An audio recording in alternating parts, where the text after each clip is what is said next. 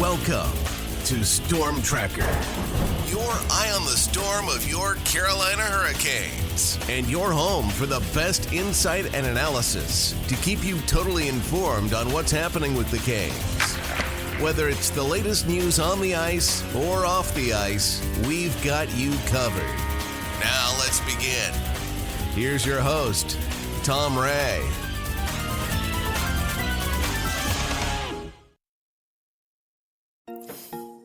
Well, the Carolina Hurricanes are going through their toughest stretch of the season so far, going 5-4-1 in their past 10 and losing to the Sharks, the Leafs, and the Sabres in the process. Canes are currently sitting in second place in the Metro, 1 point behind leading Washington Capitals, but just 6 points ahead of 8th place Columbus Blue Jackets. Is this Canes team good enough to compete for the Cup? Have the Canes solved the nagging 2C problem? What about goaltending? I'm Tom Ray, and I'm joined today, as always, with our hockey aficionados, Erin Manning and Katie Bartlett. Ladies, lots to talk about. Okay. For sure. All right, so I thought we spent just a couple of minutes talking about the current situation with the Canes before we head into the mailbag segment, which I think is going to be a lot of fun. And I want to thank all the folks who sent in questions. We've got lots of great ones, so it's going to be a spirited discussion for sure. But let's talk about some stats. Canes offense right now is struggling a little bit.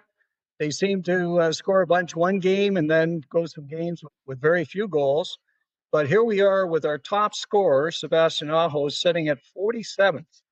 And he's got 9 goals, 17 assists in 29 games, so way down the list. And then, of course, next up is Seth Jarvis, and he's tied for 62nd with 17 goals and 8 assists. The power play, we talked about that a lot, is 27th right now, sitting at 15.7%. Now, it's been better the last few games, and of course, we can talk about the reason why, and that's the big man who is doing a great job, and that's Jordan Staal. Penalty kill, strange place for the Canes, sitting at 23rd, 78.6%. And then finishing up on the stat line, the Canes are 19th with faceoff acumen at 49.2%. The leader is Toronto at 57.1%. So these stats, they don't look so good. And yet the Canes seem to be doing okay. Erin, thoughts? Well, I'm going to jump in with something I saw from one of our frequent viewers, goes by the Twitter handle Canes and Dogs. And right before we started this, I happened to see a comment that he made, which is that when you look at where the Canes were last year at this time, and you look at, today, after 29 games, they're actually 1 point ahead of where they were last year at 38 points overall instead of 37. And again, shouting out Canes and Dogs, he pointed out that we really should be giving more credit to Tim Gleason, because for them to be in this position, having had Jacob Slavin for only 2 games of the 29 games that have been played so far this year, that is a huge testament to what Gleason has been able to do with the rotating cast of defensemen that have come in and out of the lineup to compensate for all of the injuries, because, of course, not just Slavin, but a number of the regulars have been injured. So as gloom and doom as we can be about some things, and I think there are some areas of concern and some things we definitely need to talk about, it's encouraging that their regular season success has not collapsed.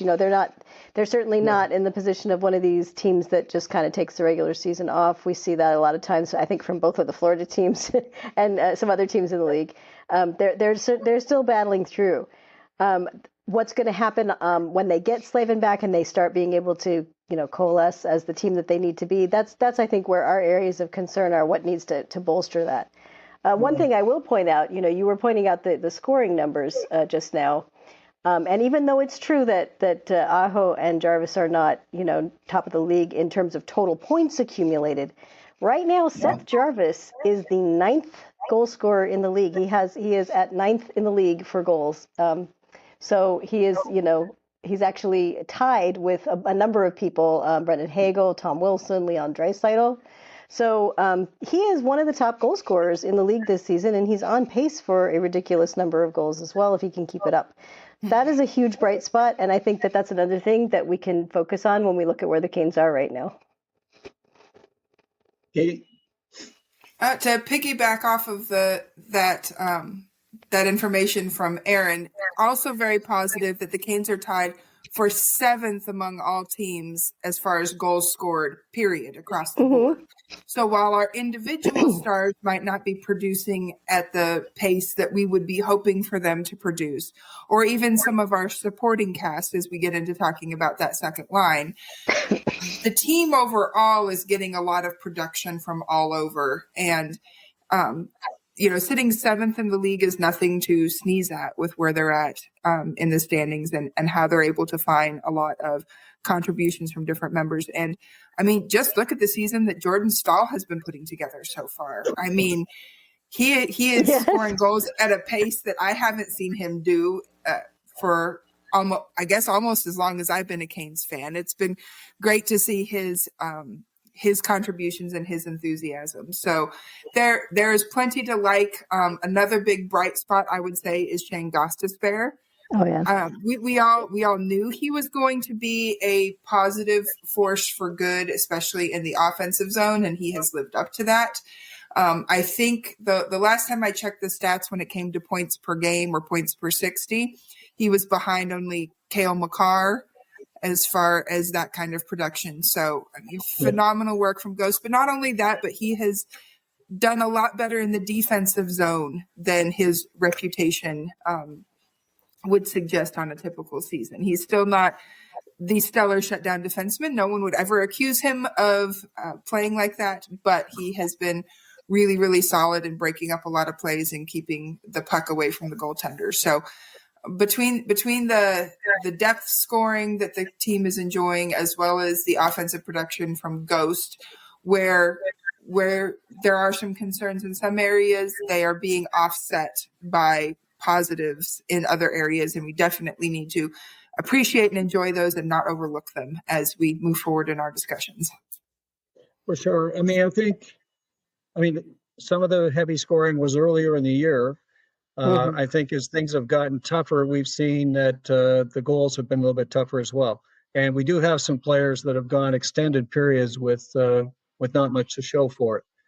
On the positive side, too, I just want to mention that the Hurricanes sit at 38 points right now. They're just 1 point behind the Anaheim Ducks and the Washington Capitals, who are tied for third in the NHL overall. And the Canes have a game in hand. If they won that game, of course, they'd move up to third place on their own behind the Colorado Avalanche, of course, and the Dallas Stars, the two top teams in the league right now.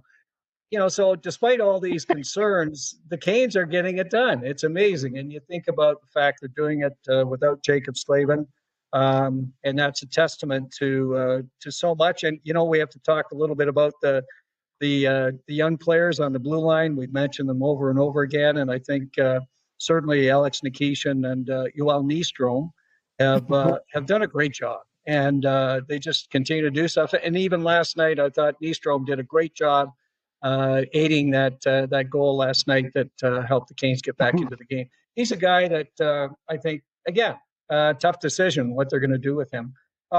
If we look at the other thing that I wanted to mention was, as you mentioned, Jordan Staal. We talked about the Canes being way down in their power play, but lately it's starting to click. And I think a decision to put the big man for the faceoff first and foremost, but now he's turning out to be a guy that can get in front of the net and deflect goals. And how long have we been talking about, get someone in front of the net, cause some chaos. And finally, the Canes end up doing it with a player that's been there all along. So a great story. And so that's where we sit today.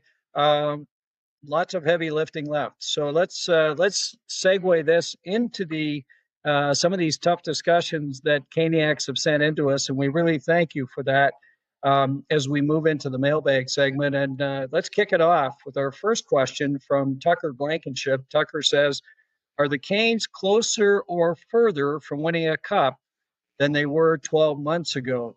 Now, just to kick this off, Some of the players who are no longer here are Jack Roslovic, of course. He's headed to the Oilers. And the Marty Necas and Drury move to Colorado. That affects the forward side. And then, of course, two big defensemen, Brent Burns and Dmitry Orlov. So these folks are gone. Do we think that the folks who replaced them have made the team better or not? Erin? 12 months ago today exactly, the Canes beat the San Jose Sharks, who they just lost to the other night. So we could look at that. They were 18-9-1 in their first 28. And as of before yesterday's game, they were 17-9-2. And now they're 18-9-2. So the like I said to start the things off, the comparison is more similar than we think. We're reacting to, I think, a lot of the structural things we're seeing that are problematic down the road, and I think that is something that we need to react to and talk about. But in terms of how close they are to winning a cup, I think when we started last season, most of us thought it was going to be kind of a down season, that they weren't going to be as competitive, that they probably couldn't get that far. And then, we had all of that wild shakeup with the Rantanen trade and everything else that happened. And, they ended up getting all the way to the third round again. So the question is, can they get past that?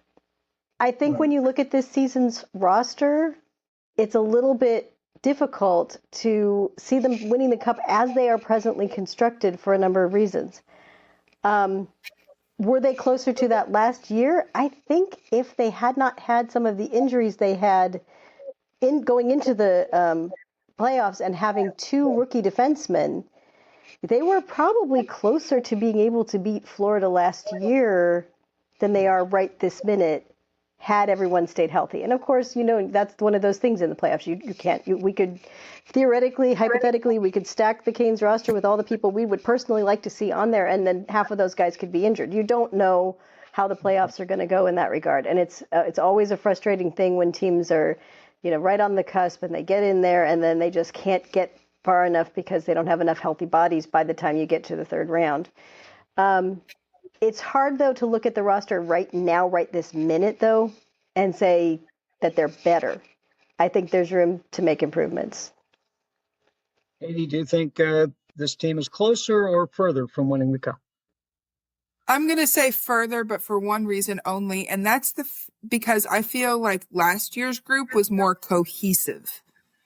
I believe that they had played together for so long and they knew each other's style and the team style overall, and they just had a foundation on which they had already built so much that they were able to they already had an identity. Let's put it that way. Yeah.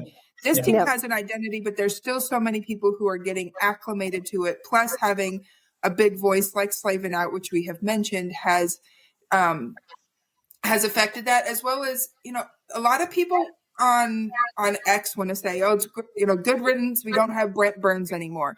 You can make that argument all day long when it comes to the turnovers and that sort of thing that he committed, or the foot speed that he played with.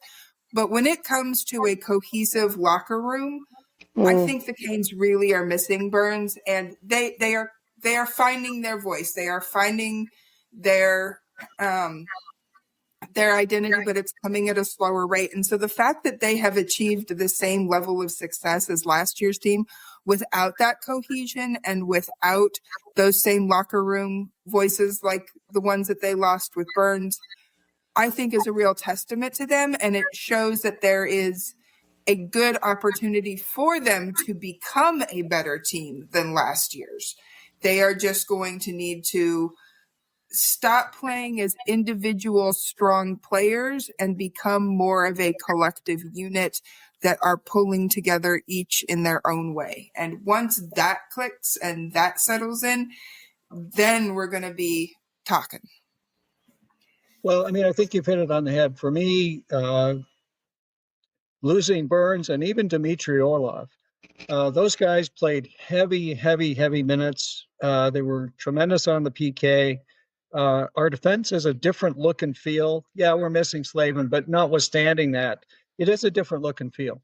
And it's not nearly as heavy to play against. And I think that's something that for sure the Canes have found themselves victimized with, grade A chances that some of these goalies have had to do circus saves on, more so than we're used to.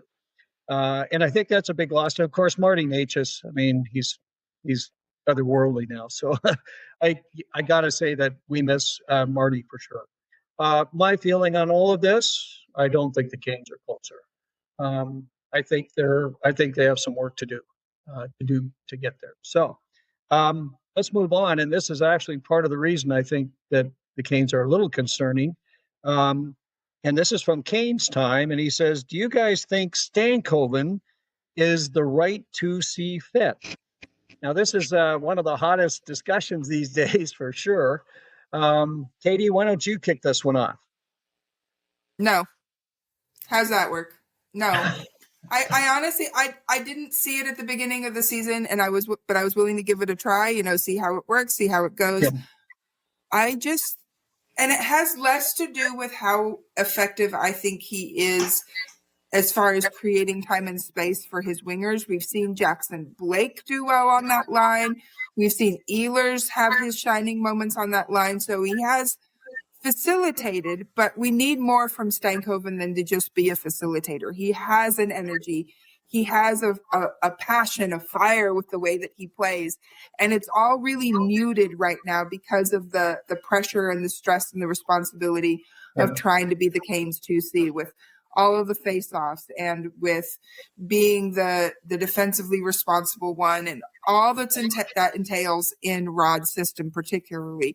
I think it is suppressing what makes Stankoven such a special player and such a good fit for the Canes. So, no, I do not think that the 2C experiment has worked at all, and the Canes' number one priority needs to be figuring out how to move forward with that second scoring line. Erin, anything else to add? I would agree with Katie. I'm actually, you guys know that back in the beginning of the season when this was all first going on, I was a big cheerleader and enthusiast for the idea of Stankoven at 2C because it was so obvious from the get-go, and it still is, that this is a player that is a Rod Brind'Amour type of player. They signed him for that reason. They know he's going to be a long-term fit on the Canes. It doesn't, I think to the front office, it doesn't really matter whether his role is as a center or as a winger. I don't think they are, necessarily committed to this has to work out. I really wanted it to work out. I thought that it could, given the right situation. I think that part of what the right situation would be, though, is if you wanted this to work, you'd have to bring in two very big physical wingers. We saw what was happening last night when Stank and Jank got flipped. And I think that part of the reason I had a little argument with somebody on X about this because, I said that probably the reason for the flip was that Jackson Blake was getting so badly abused out there. And, Stankoven can't be the guy to protect his wingers. He's too small himself. Even though he's physically solid, even though he hits, he's not going to be the kind of guy who's going to skate over, get up in somebody's face and say, hey, cut that out. He can't do that. Now, I don't know that Jankowski can either. I do agree that he's not the most physical guy in the world for as big as he is. His hit count is ridiculously low for a centerman of his size. But that doesn't matter when you're playing against a team that doesn't see you that often. They don't know anything terribly much about, I know they do their homework, but they're not going to know the exact statistics on just how physical Mark Jankowski is. What they're going to see is a big guy skating over saying, hey, quit pushing my winger around, That's all that it has to be. It doesn't have to be anything more than that. So I look at that and I think, okay, if the line was constructed differently, you might be able. And I haven't looked in detail at how Marco Rossi's line is constructed in Minnesota. I do know Rossi, he's a little bit bigger. He's not a ton bigger. He's like an inch taller, which isn't much, but he's up 20 pounds heavier. And that makes for a different player when you're talking about somebody who can get pushed off the puck or get pushed out of battles and so on, So I just think that the way the Canes play, they're not going to be able to have a small center playing in that role, and that especially with not the biggest wingers on either side of him. So I wanted it to work. I really, really did. And I think that Rod Brind'Amour has a ton of patience for Stankoven. He still says, he'll get the face-offs. That's going to happen. He's been endlessly patient with all of that stuff. But the flip last night may have been in the reality check that says he can't do this against these big physical teams. And I think that's exactly it. And I think the other reason is that, of course, Jankowski is a much better face-off guy. And Yeah. so, get him more opportunity to get draws and get control of the puck for the Canes. The Canes have, it's kind of interesting because they've been reluctant in the past to put these wingers over to center, even though they're centers naturally, bringing them into the league. Even Sebastian Aho started on the wing. And of course, we know Marty Nate just never did league. So, it's kind of interesting they gave Stankoven a shot. But I think a lot of folks have said, hey, he was a lot more effective with the dads, with Stahl and Martinuk, and that's probably where he should go because, of course, they're big and they can really handle whatever's necessary on that heavy lifting side. But it opens up some big questions now, and I think the next question up from Canes and Dogs kind of talks to it, and he says, "Look, do we need more of a physical 2C, or do we think we need a more physical winger for the second/first line?" For sure, the Canes are small. And, they do have, obviously, on the first line, Svech is there, Svechnikov, so he brings some size. But you go from Svechnikov, and these guys are all small players. And the question is, we're starting to see, because of the standings and because every game is a must win for teams playing right now, it's so close that we're almost seeing playoff style hockey. And the result is that, it's tough slugging for these smaller players, tough to get room, tough to get able to do what they do best when they can freewheel. So what are we thinking about this? Do we need a physical 2C or do we need a physical winger? Erin, do you want to kick it off? Can we cue the meme that says both is good? Because honestly, the Canes could use both. They could use both. We know that. And the problem, of course, is that they have a lot of good wingers that they really love. So, where are you going to put these hypothetical people that you bring in? But there's certainly been some conversations about some of the big physical wingers in the league who might be available. And I know that, a lot of Canes have Alex Tuch as a target, and that would definitely be that would definitely be the kind of person that you would be looking for, if you were looking out there to try to acquire someone like that. I personally think, and I think you probably agree with me on this, Tom, that the center question has to be addressed first. It's not going to be, they can't continue on the way that they are for the entire season. When the games really start getting tough, I know you're saying we're seeing some of that playoff style hockey. Some of that's just Columbus, I think, but because they always play that way. How many times have we had a major injury playing against Columbus? It's been more than a few. But I think that as we get past, especially in the games leading up to the Olympic break, we're going to probably see an early elevation where usually you don't see that kind of real physical elevation of the games till after the All-Star break. But because of the Olympics, because of all of that's going to happen, and because the games are being more condensed, the schedule is more condensed, I think we are going to see a lot of battles. And the Canes have to be in a position where their center, especially on 2C, it has to be somebody that can handle the toughness of that while still facilitating goals and points for the team. And the top six has to be scoring more than they are in general. Because when it dries up, I know that the Canes pride themselves on being a depth scoring team, and that is great. But in those tight games when you just need one, those are the kind of the most frustrating situations. I think we talked about that a little bit the other day on X. When they're down a goal and they just need one to get back in. Right now they have Seth Jarvis as the guy who can mainly do that, and that's if the top line is having that kind of game. If they're not, who's doing it? Yeah, that's exactly right. Yeah. It has to be. You're not going to be able to fix the wings without fixing center first. That's my take. Katie? One thing I'm gonna say it depends, and I'm gonna put it in this context. Right now, I feel like the Canes are playing with one leg in the we are a Jordan Staal style team and one leg in the we are a Sebastian Aho style team. And they haven't fully committed one way or the other. And if they are going to have success, they need to pick a direction to go. Are we going to be a Jordan Staal, big, heavy, physical, wear you down, just give you no space, no time, stand you up at the blue line, have, if we get the Brandon Bussey style goaltending we've gotten recently, have that, strong goaltending to back us up when you do break through? Is it going to be that type of identity that is less about scoring and more about preventing scoring and then finding the timely goals, the goals from the dump and chase and the strong forecheck and the cycling from low to high and the banging and rebounds? Is that the kind of hockey they feel like they are best equipped to win with? If so, that's the direction they're going to go with the 2C, where they do need to find somebody bigger, somebody who perhaps isn't the scorer, but can win the faceoffs and prevent a strong transition game, that sort of thing.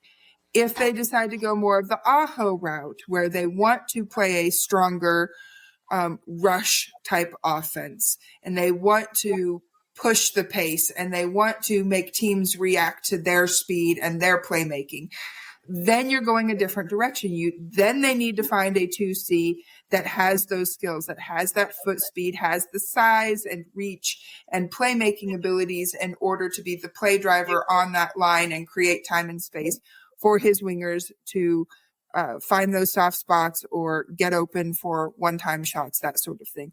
So while we're kind of in this indecisive middle, I don't think there is a clear path for the Canes to travel. There are a variety of options, but it really depends on which way they're going to commit to, not only for the rest of this season, but for the next 1 to 2 seasons, at least as long as Stahl's contract is still on the books.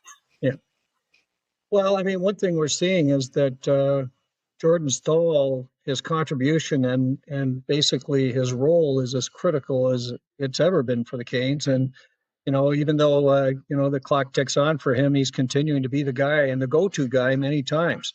Again, we'll talk a little bit about this whole center discussion, just to preface that. Sebastian Aho, if he's wondering if he should be a Jordan Staal or a Sebastian Aho some nights, I'm not sure, because he definitely continues to be a player that is not the player we think he should be, or that he has been at different times in his career. We talked a lot about this last year, and it's like a broken record. I watch him, and I just keep wanting more and expecting more, and it's just not coming. So I'm not sure what that's about.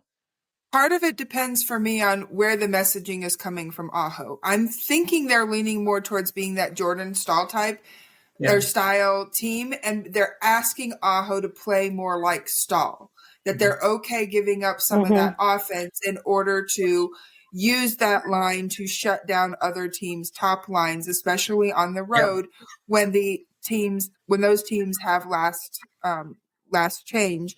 And they're trying to avoid Stahl and Martinook and Carrier or whoever else is that third player on that line. So that's kind of what makes me think they're going more in that direction. And if that's the case, it's going to frustrate fans. It's going to frustrate us all so much, because we want the Jake Gensel style trade or the Mikko Rantanen style trade, because they are flashy and they are exciting and they have that pop in scoring. But it could be that the Canes trying to play like a Colorado Avalanche or a Tampa Bay Lightning or an Edmonton Oilers are putting themselves at a disadvantage. That the Canes need to be the Canes. And if that turns out to be more of a Jordan Staal style team, then even someone like Sebastian Aho is going to be asked to contribute in more of a Jordan Staal style way rather than a Nathan MacKinnon, Jake Gensel, Connor McDavid style way. Well, if you think about the teams that are ahead of the Canes right now, and they're probably going to be in the mix as we get close to, playoff time and whatever happens there. I mean, you look at Colorado, and when you've got guys like, Nathan MacKinnon and of course, Marty Necas and Cale Makar, I mean, you've got game-breaking players. You look at Dallas, Jason Robertson and of course, Rantanen and so on. They've got, game-breaking players. Now, the team that doesn't so much is the Washington Capitals, and they play a very similar game to the Canes. But the Caps are big. They're a big team. And I think that's the biggest single difference. And of course, their goaltending is lights out with Logan Thompson. But they are a big team, and they rely on the whole team to get it done. Very similar to the Canes. And I think they're the model of the type of team that you have to have. And even though we beat them last year, I think it's going to be tough slugging. And they're so much bigger than the Canes. And that's my biggest concern. So as we go to the next question by K. Very the Cane, he says the Canes are in desperate need for larger forwards, especially come playoff time. So here we go. Wondering what viable options you have for winger and 2C. So, we go out, we scour the rosters and see what players might be available. The challenge we have is that so many teams are in the playoff hunt that they're not offering up players. So you've got a very small group of teams that you're likely going to be able to, try to make a deal with. And of course, we know that that's a buyer's market because, or at least a seller's market, because of course there's so few players that, the price is going to be high. So let's talk about center ice for a minute. And Erin, you've got some thoughts on the whole decision at center and how it might look. Why don't you kick off with that? Well, this dovetails nicely with what Katie was just saying about the Canes trying to decide, are they going to be a Jordan Staal type of team, or are they going to be a Sebastian Aho type of team? Which direction are they going to go? What are we going to do for the future? I think if you had Rod Brind'Amour in a conversation right now and you said, what are your plans for, maybe another year or two when Jordan Staal decides, hey, it's time to hang him up. And I think that Rod Brind'Amour would probably challenge you to a steel cage death match for even suggesting that Jordan Staal is ever going to retire, because it's not happening in his mind. He'll still be playing when he's 45. We know that's not going to happen. We know that Staal isn't going to be able to play as effectively as he is right now within the next couple of years. When things start to decline, they can hit pretty fast. And we just don't know how long he has to be able to continue to play these. He's still averaging a little over 15 minutes a night. He's taking heavy minutes on the penalty kill. Now he's also on the power play. This is not sustainable for a player who is already 37. He might be able to do it great all of this year. He may be able to do some of it into next year, but really the clock is ticking. If you're going to continue to have a team that plays this style of play, to me, the center that makes most sense for them to go after would be Philippe Danault. I'm pretty familiar with Danault from his years in Montreal. Obviously, he's a little bit older now, and the Kings have not been as successful as they want to be either. I think that Danault's biggest issue with Montreal, I think he felt like he needed to be in position to try to be a more offensive center, and he was given that opportunity with the Kings, and it turns out that he actually is an incredibly skilled defensive shutdown center who does not produce a lot offensively, and he knows that now. It wasn't just his usage in Montreal or anything like that. He's not going to be a star offensive producer at any point in his career, and certainly not going forward as he gets a little bit older. He's 32 now, still plenty young enough to make an impact, but he's not going to put up big numbers. That's not what he does. But what he can do, and what he has done when he's paired with offensive wingers, is he creates that ability and that space for them to work because he is so defensively solid. He's capable of handling the defense for an entire line. I've seen him do it. He is one of the two players in the league that Connor McDavid said was the most frustrating to play against. We know who the other one was. But yeah, Philippe Danault at center, it was when he was in Montreal, was the player that Connor McDavid found the most frustrating to try to play against. So that right there puts him in the conversation for a Jordan Staal, Kane style player. He's not as physical as Staal. He's not as big as Staal, but he could come in as, because we don't number the lines, right? We don't have this, we have a definite 2C, right? Right now we don't. Even Logan Stankoven right now is splitting that role with Staal. They're basically playing equal minutes. So you could certainly have Philippe Danault come in and do that same thing, and he could have both Stankoven and Blake as wingers if one of them wanted to play the off wing, and I think it would be incredibly effective. Danault spent some of his best offensive years paired with Brendan Gallagher, because Gallagher's goal scoring off of Danault's chances and opportunities was incredible. you look at Blake, you look at Stankoven, he would be fine. There would be plenty of offense generated. Do the Canes want to go that way? That's the question. Yeah, and I just wanted to add this while you're talking about Danault, and we'll move on in a minute. But Danault's an interesting one. He's had 350-point seasons, so it's not like he always had 27 goal year, so it's not like he can't bring any offense. He's having a decent year in the face-off dot. He's a 53% guy this year. He's not a small forward. He checks in at 6'1" and 200. Danault checks a lot of the boxes, okay, for sure. And he's not going to be your game breaker, and he's not the guy that's going to fix 2C and everything. Horses will not race. No. He is a responsible player that's not going to hurt you, and he's going to be a better guy than what you have now. Okay, so he is better than, Kokoniemi. He is better than, Jankowski, and he certainly would be better than Logan Stanko. So I think you're onto something with Danault. And again, I think the question is, do you go with something that's short-term, or do you try to do a home run? Those are the kind of questions. Now, anybody else on your radar at center ice under those conditions? Erin, what else you got? I think that, everybody is talking about Ryan O'Reilly. And I think that is a direction the Canes could certainly go for that. Again, you're looking for that same kind of, this is a Canes style player. I do not really believe seriously that someone like Robert Thomas will be available. That's just, obviously that would be the kind of home run that you'd try to, land if you could, but that's not going to, probably be the case. And I think there's a couple of others on the list. Boone Jenner is probably going to be available. I don't know for sure, but I've seen his name on a number of trade lists, so I think that the chatter is out there. But I think you were the one, Tom, who mentioned he's got quite a bit of injury history lately, and that might be a concern. Yeah. But what about you? Who would you pick? Maybe I'll hand it off to Katie first and see if she's got some candidates, and then I'll jump in. Well, I'm not going to be all that original. I'm going to say the same person that I have been saying for a month that I honestly think would fit whether they're going a Jordan Staal style way or a Sebastian Aho style way, and that's Nazem Kadri. I know that there's the report out that the Canes are on his no trade list, but that's always negotiable, especially if the Flames say, hey, we like this deal.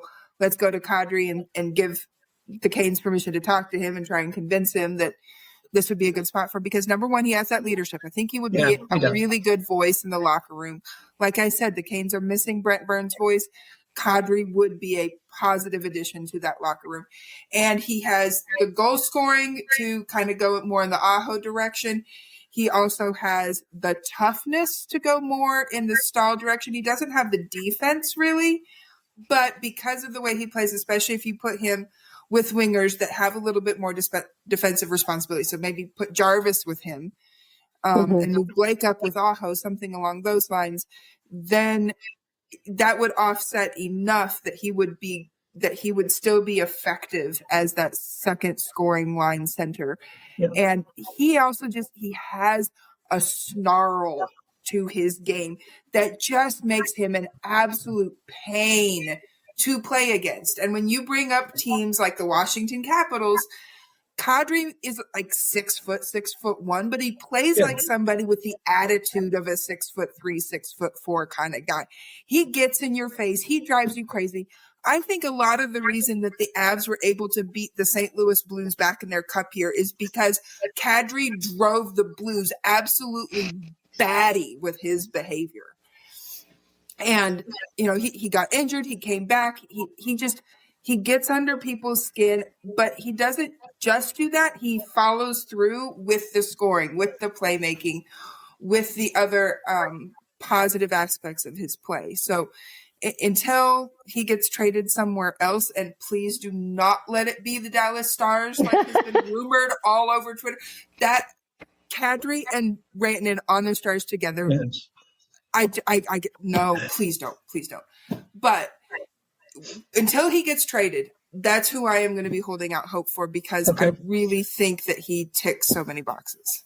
No, I don't disagree. I mean, I think to me, the guys that would really make a significant add to the Canes would be Nazem Kadri or Ryan O'Reilly.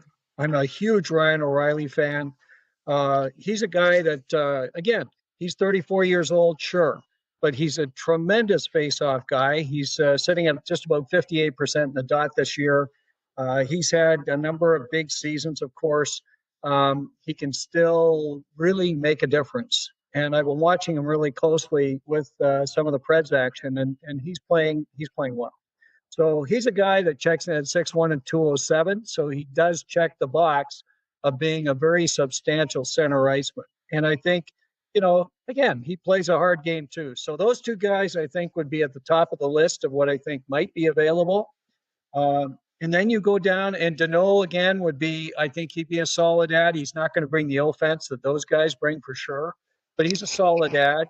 If you're just trying to fill in and get a centerman that can do a little bit for now, maybe a guy like Alex Wennberg, who I like a lot, currently playing with the Sharks. Wennberg, he's a big guy, 6'2". He's just under 200 pounds. He's a guy that plays a solid game. He's good in the face-off dot.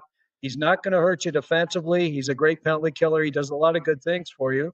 And he'll bring some offense too. He works on the power play with them, and he's a great setup guy. So he's another guy that, again, if you're trying to get someone to fill in while you wait for, is Charlie Serrato going to be the next big center for the Canes, or you decide you're going to do a blockbuster at some point, that's the way you go.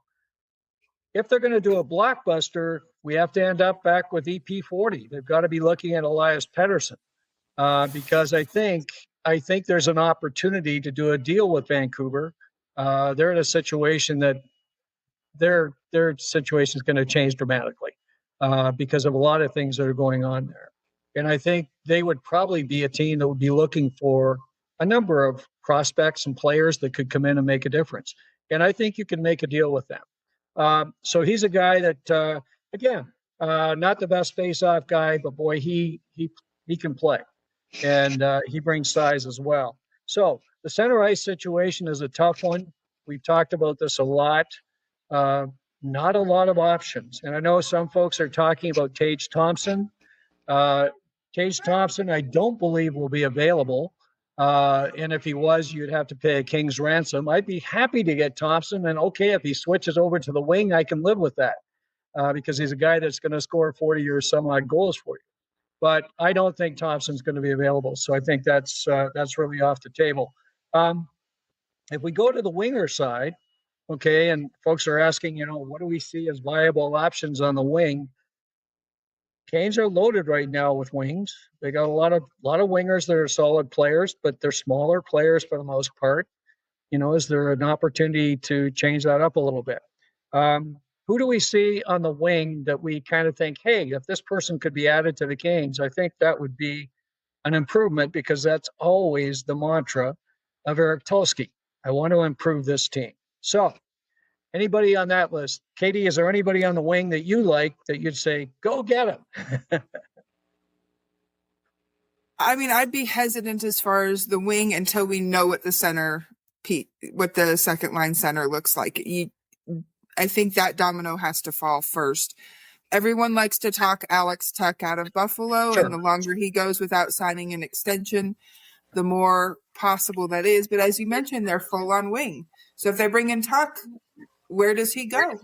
And if he goes on the top line or if he goes on the second line, who gets displaced? We talk about it being leaning perhaps more towards it being a Jordan Staal style team. So you're not benching Carrier like we had talked about at the beginning of the season. That line has been so strong together. And Carrier scored a magnificent goal a couple games ago. It was fantastic. And so then who are you sitting? Are you sitting Robinson? Are you sitting Hall? You just committed some term to these guys. Are you demoting Ehlers down to the fourth line? I mean, so if you're trading for someone like Tuch, it probably means there's a winger going the other direction. Yeah. And the winger going the other direction is somebody that Buffalo has to see value in too, which is going to be someone that they have committed to long-term because all their wingers have had long-term commitments given to them recently. Or they're in the middle of one. And you're not going to switch out Svech for Tuch. You're just switching size for size and somebody who knows the Canes system and has a proven track record in the playoffs versus Tuch, who doesn't in either direction. So does that mean you're trading Blake? I don't think any of us agree to that. Stankoven? Doubtful. Definitely not. I mean, it just creates this big conundrum of who goes out in favor for these guys.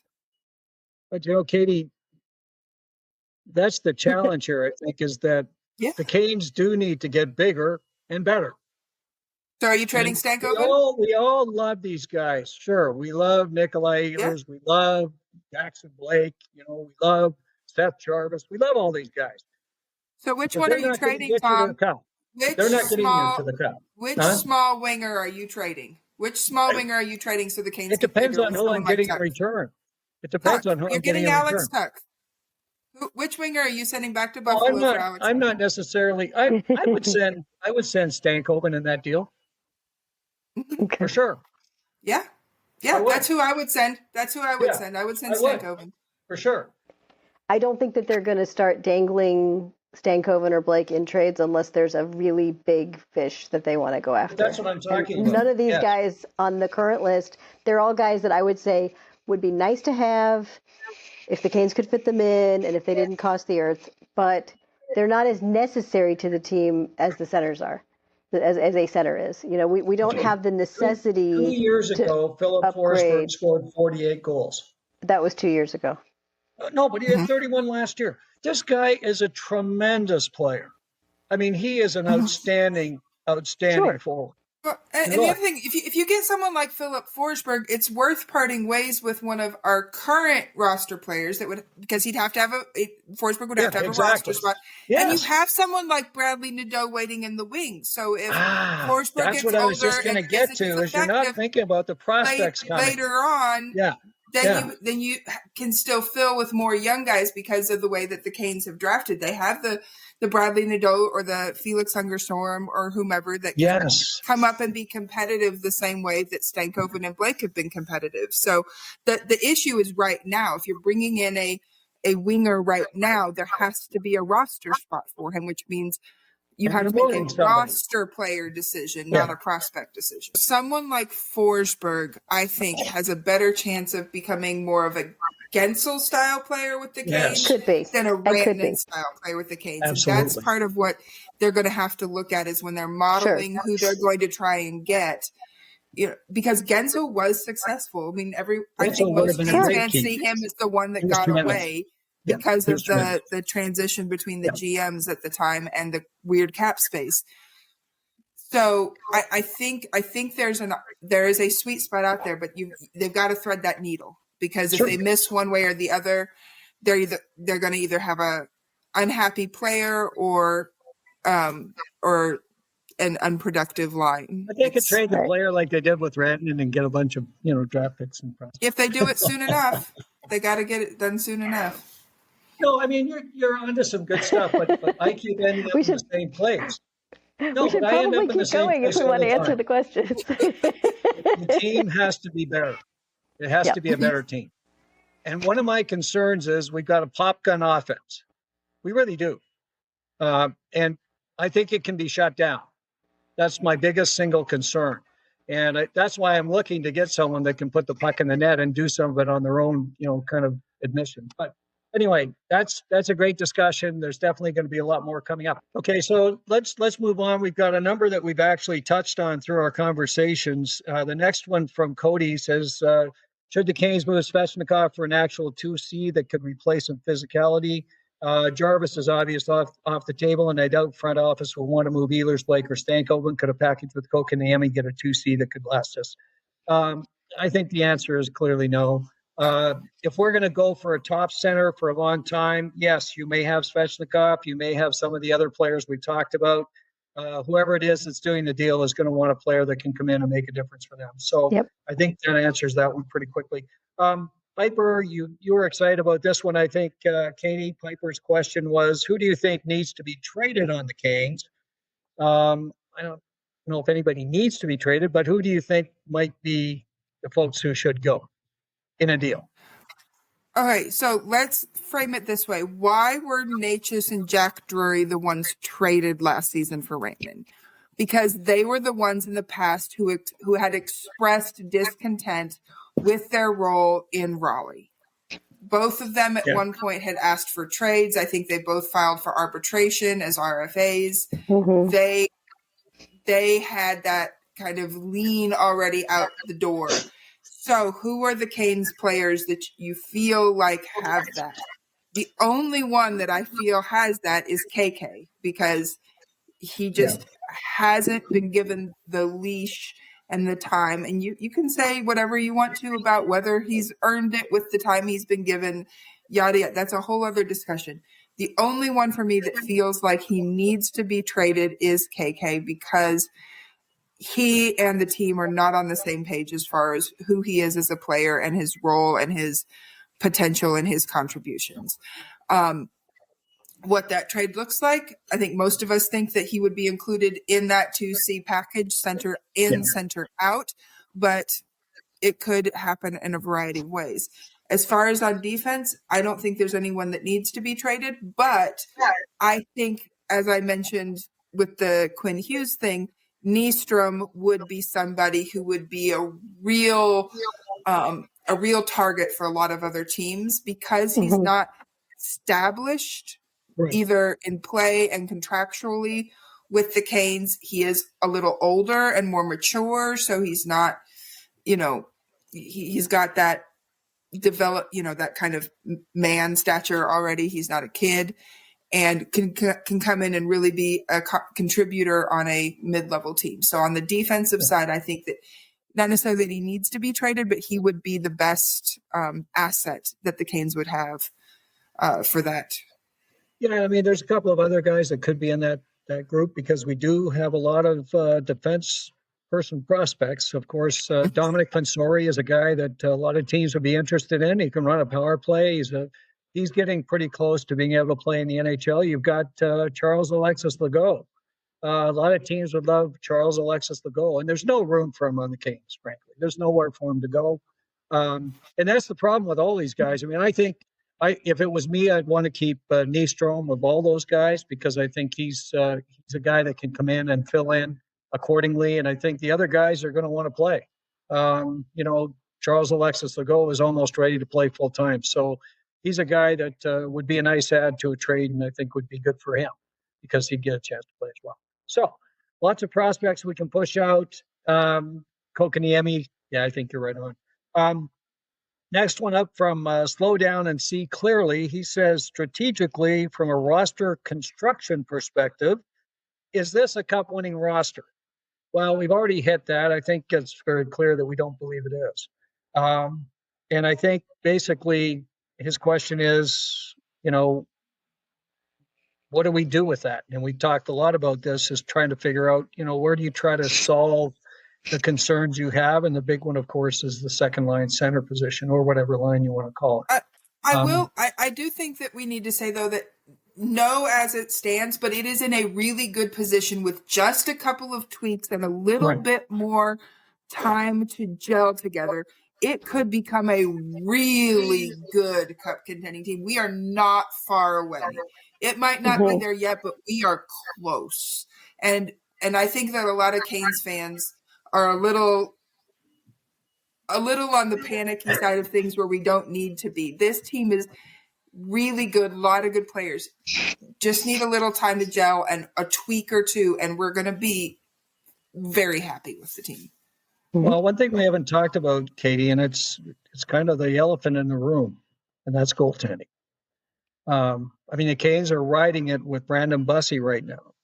But, Freddie has not had a particularly good year, and Piotr has kind of been in and out of the lineup. So, we're trying to address the scoring side and fix that 2C spot. They'll probably add another veteran D-man along the road as well. But, we still got to think about the goaltending. And do we think the goaltending is strong enough to get us deep in the playoffs?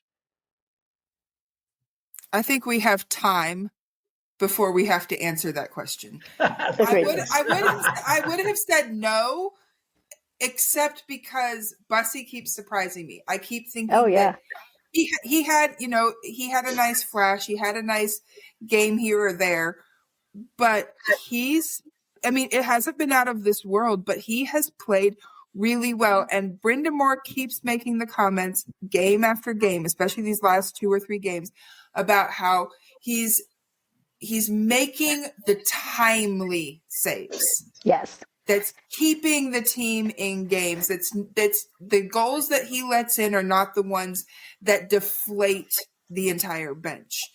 They believe in him and believe that he has their backs. And so if he can keep doing that, and that's not a ridiculous ask, even for someone who's a 27-year-old rookie like he is, he could very well just seize this moment and have a spectacular season and make it as the Canes starting goaltender. But we don't know that right now. Exactly. And so and Freddie and Piotr can support him in whatever roles that they're given and seize whatever playing time they're given and make the case that they deserve more starts as they're able. But we have time. I think the goalie decision is one that the Canes can afford to put off for another month or two.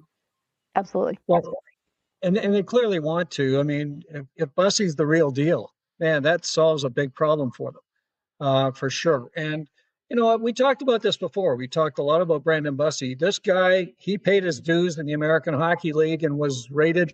I said McKean's were basically said this guy is one of the top goaltenders outside the National Hockey League and deserves to play. And it was very clear. So, you know, now he gets a chance. And I don't know about you, but he gives you a lot of confidence back there.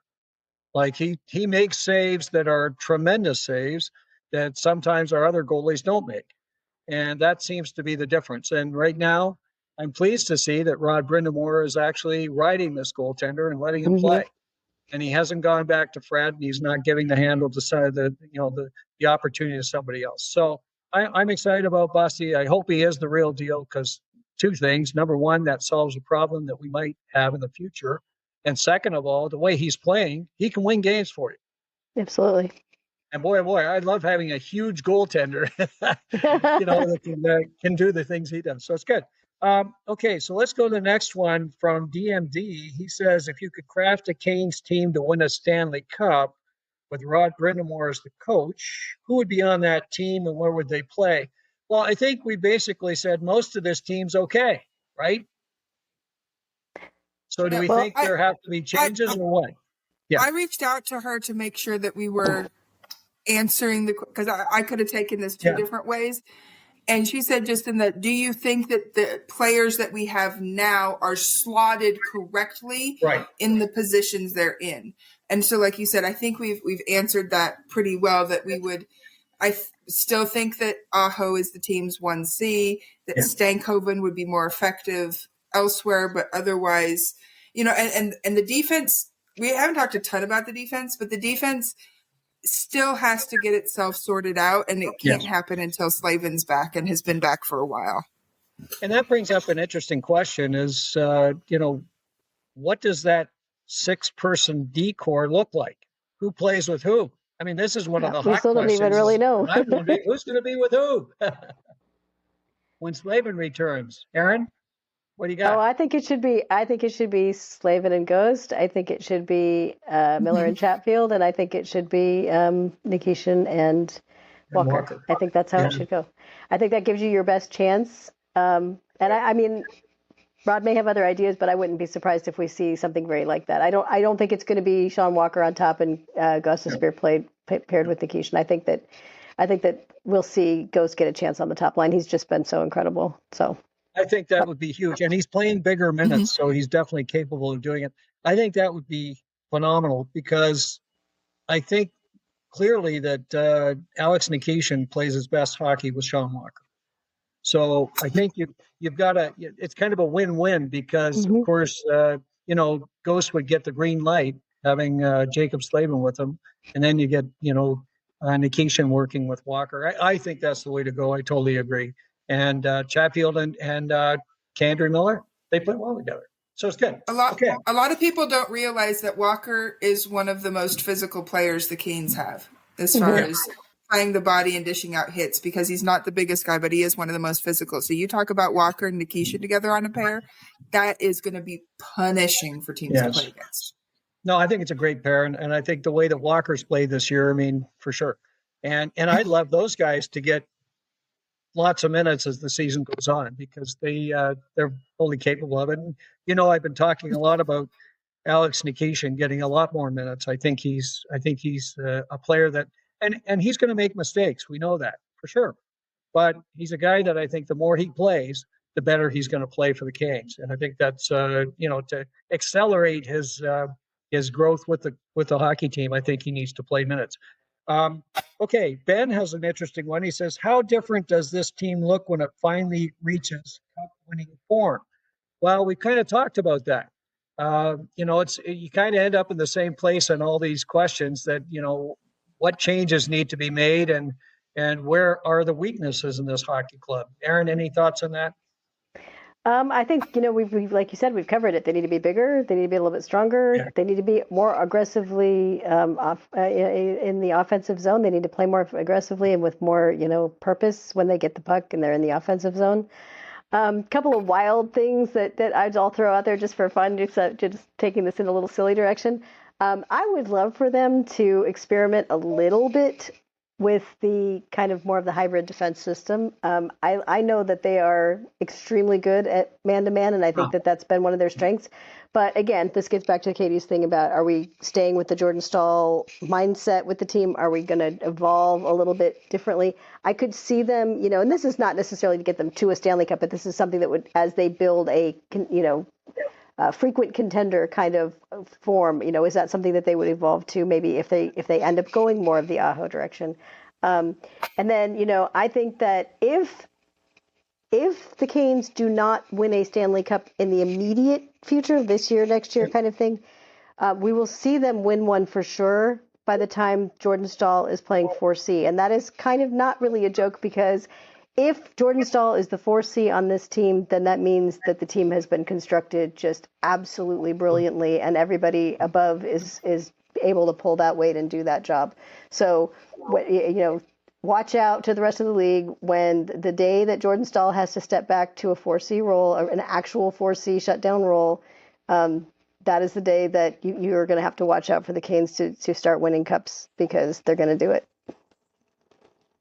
Yeah, I think that's true. I think the Canes are close, and to me it's going to be the magic of General Manager Eric Tulsky. And he's a guy that's we know he's the wizard. He's done some incredible things, and I think he's got some more up his sleeve. I think he's going to come up with some moves that are going to help the Canes. And his mantra, as I said earlier, is he just wants the team to get better. And I think the Canes need to get a little bit better. I'd love them to have another forward that can put the puck in the net and add some real offense to the squad. We got a lot of passers, as we know, and we need some folks that can actually shoot the puck and put it in. I want to include, we've got to the special teams. We need to come back to that, because that, you can talk about different roles and lines and stuff, but they need to really drill down into those special teams with the struggles they've had. We like the way the power play is going. Staal on the power play needs to be something that continues, because I think he helps them simplify the power play. They were trying to do too much, that extra pass, that little bit. I mean, we saw, why did his power play goal happen in the first place against the Blue Jackets? It's because Fetch shot the puck. Yes. That simplification of win the faceoff, get it to the open guy, puck on net. We've got somebody there to take away the goalie's eyes, tip the puck, get a rebound, whatever. That simplification is beautiful. On the flip side, with the penalty kill, I don't want the penalty kill to be simplified. I want them to go full throttle against the other team's power play. I want them to be in their face, to create those turnovers, to say, we dare you to try and get this puck through us. Yeah. It might happen once or twice, but it's not going to happen often, and they are going to be an absolute menace to try and deal with on the penalty kill. Let's go to the next one. Just quickly, 3 quick ones before we get into closing thoughts and remarks. This is from Caleb Herrera. This one's for you, Katie.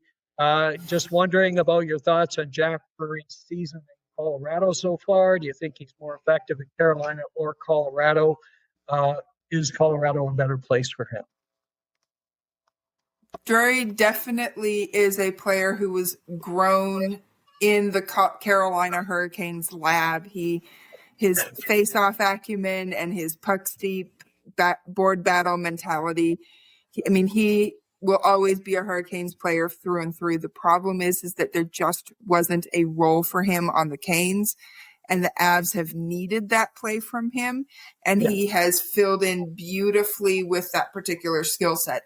The big question right now, as far as Drury's concerned on the Avs, is with his small production that he's had. He only has 10 points in 30 games so far on the season.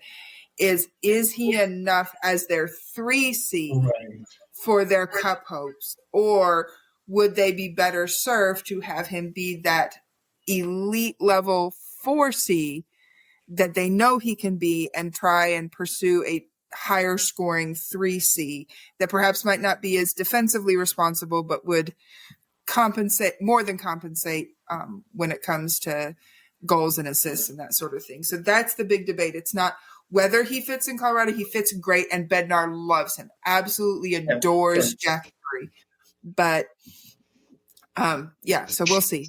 Is he the 3C or the 4C? Colorado doesn't get another Brock Nelson, because they are. That's all they need, is another guy in the center ice slot. Maybe it'll be Nazem Kadri going back. Okay. Rachel Barkley, our good friend Rachel, Queen of the Puck, says, who are y'all's favorite player no longer active in the NHL? I'll start with mine. That's Bobby Orr. He was incredible. I used to watch Bobby when the Bruins first started. They were a terrible, terrible team. I watched them for years, and then Bobby and some of the other guys came on board, and it was incredible. So, yes, he was mine. Erin? Well, I haven't been watching hockey as long as you, but I would say, and he's not officially retired yet, but it would have to be Carey Price. Carey Price was just unbelievable as a goaltender in Montreal. He is deeply missed right now, especially because they're going through it a bit with their goaltenders. But, just the calm presence that he had in the net that dragged that team farther than they probably could have gone for a lot of years, and culminating with the 21 Stanley Cup final run that took them all the way to the Stanley Cup final. They would not have had a chance of getting anywhere near that without Carey Price. And just, I think that he's just been a great person just to be around the team, and his presence and everything else as well. So just that, he will be officially retired one of these days soon. And I think that, his impact on the team was just incredible. So. Great. Katie? Oh, when I became a fan of the Avs back in 1995, my guy was Peter Forsberg. He will always be my first hockey player, number one. He was great. Player that I was a fan of. I loved the way that he combined toughness and skill, the reverse checks he could throw. He was just the quintessential power forward center. He was so good and so skilled. And I loved watching him. And it's also fantastic because anytime that the Avs have one of those alumni games like the Canes just had to celebrate a milestone or whatever, Forsberg's one of the first ones to sign up and say, I will be there, I will play, or I will participate, or I will do interviews. When they had the games in Sweden, he was on the sidelines talking to people. He's just been such a great ambassador for the game, even since he's retired. And no matter how many players I fall in love with, Peter Forsberg will always be my first hockey love. Yeah, for sure. And great choices. All good. Okay, so let's wrap up with a question from our friend Adam Gold. And Adam said, should Sebastian Aho reprise Elf on the Shelf? Yes. Like yesterday, he needs to do this. Absolutely, I agree. Absolutely, in fact, I would take this a little further. I think as many Canes as possible should dress up as elves for social media purposes. I think that we need a Buddy the Elf. I think we need Hermie from Rudolph the Red-Nosed Reindeer. And if some guys out there have more of the Lord of the Rings vibe and they'd like to go that direction, why not? They're elves too. But we have a team full of very elvish personalities, I think, and why not capitalize on that and have them have a little bit of fun? So, but definitely Sebastian. We even need a Jarvis, dark, mischievous elf. Yeah. Absolutely. Mm-hmm. Oh, that's a good one, and thanks for that, Adam. That's good fun. Okay, so closing thoughts. We're heading into the rest of December now. We've got 6 road games coming up out of 10. We got our hands full as always. All these games, I keep saying the same thing, are must wins because it's so tight. Why don't you kick it off, Katie? Your thoughts? I just think they need to build on what they've done so far. I would have loved for this homestand to have gone differently. Really felt like there was an opportunity for them to have done better than the 4-3 that they did, especially considering who the competition was. They have these next 3 games are huge because they're all Metro teams.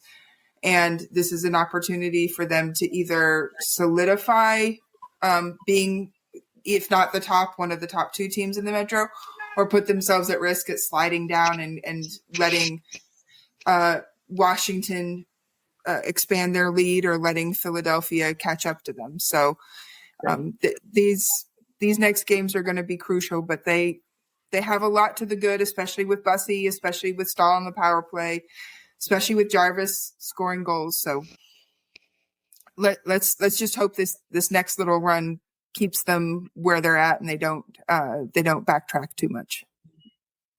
Erin? I agree. I think that this is not a stretch where you can look at it and say, well, they should definitely win this many of the set that's coming up. Like you said, there's really between Thursday and then the 20th of December, they have 5 road games altogether. 5 road games. Yeah, and just 1 at home in that stretch. So it's kind of that weird home and away with the Flyers. So I just want to see them look like themselves. If there are some close 1-goal losses where they were really playing like, we expect the Canes to play like we want them to play, it's not going to feel as bad as some of the losses that we've seen recently where they just couldn't ever seem to get anything going. I agree that goaltending is going to be key to keeping them in these. So it'll be interesting to see how those decisions are made. But I would really like them to hit that mark right before Christmas and be in a really good place before all of that, transitions and we start the new year. So that's what I'm hoping for. And there's no reason we shouldn't hope for that. I guess my only other thing that I'm looking forward to is, when in this group of games or early in January will we see Jacob Slavin again? Because we are hitting a timeline where he should be coming soon. He took part in today's optional skate, regular jersey. So he's been doing that, lately. We've seen him more and more on the ice. So I think it's just a matter of time. It'll be, I think, the biggest boost to the team to have Slavin back out there with them. And it's going to be, that could change their fortunes a lot going forward. So. Yeah, and I totally agree, and I think it's time to bring Jacob back in. If you look at that, this next 10 days and the 5 games on the road, they've got some real barometer games because they're up against the Capitals, they're up against the Panthers, and they're up against Tampa Bay. So they've got 3 games that I think are, obviously they've got the games with the Flyers, but these are the games that I think are really going to be barometer games for the Canes. And, they're going to have their hands full. For sure. And I think once they come out of that, we'll have a better idea of, where are the Canes right now. Now, as you mentioned, Jacob Slavin coming back would be huge. And I think at this stage in time, they could certainly use that. So, yeah, lots to look forward to. Boy, a lot of tough questions today. We want to thank all of the folks who sent in questions and really, challenged us to do our homework and be prepared and maybe put some light on some of these tough decisions that General Manager Eric Tulsi is going to have to deal with. I wanted to mention this too. From all of us here at Storm Tracker, we just wish you'll have a great holiday season. Have a wonderful Christmas and hope you can spend time with friends and family and take advantage of this opportunity to share the love because it's a wonderful time. So, for those of you who've been listening or watching, of course, we're delighted you've spent time with us. We'd love to hear from you. If you want to put something in the comment box down below or if you're or on X, and you can reach out to us that way. Please do so. If you like this episode, it's great if you can just press the like button. And of course, if you want to be alerted of future episodes of Storm Tracker when the three of us will be back at it again, please press the subscribe and the bell buttons, and you'll be alerted just as soon as those episodes are available. Once again, from all of us here at Storm Tracker, we want to thank you so much for spending time with us and looking forward to getting together with you real soon right here on Storm.